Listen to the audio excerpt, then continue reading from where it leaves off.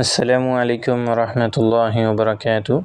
ప్రతిరోజు మనం నమాజులో 5 పూట్ల నమాజులో సూరతుల్ ఫాతిహా చదువుతూనే ఉంటాము. మనందరికీ తెలిసిన విషయమే.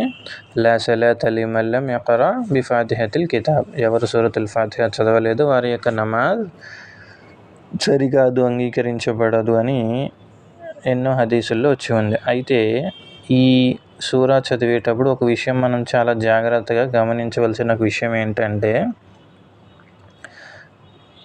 7వ ఆయతలో సూరతుల్ ఫాతిహా చివరి ఆయతలో ఏముంది?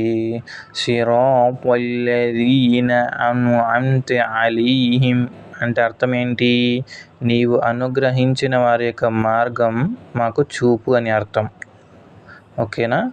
ఒకవేళ మనం గనక సిరాతల్ లజీన అన్అమ్త అలైహిం అని చదివితే ఏమవుతుంది? అరబీలో అనా అంటే నేను అని అర్థం. ఓకేనా? అనా అంటే నేను. ఇక్కడ ఏమైపోతుంది?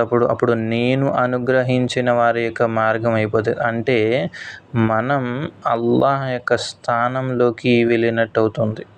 ఎంత పెద్ద తప్పు అండి అది. సో చాలా పెద్ద తప్పు అవుతుంది కదా.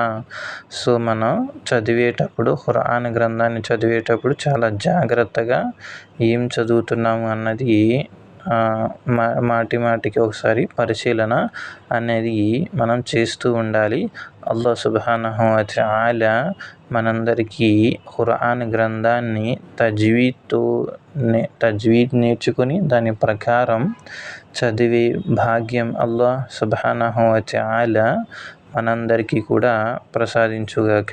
ఆమీన్ యా రబ్బల్ ఆలమీన్. అస్సలాము అలైకుం వరహ్మతుల్లాహి వబర్కాతు.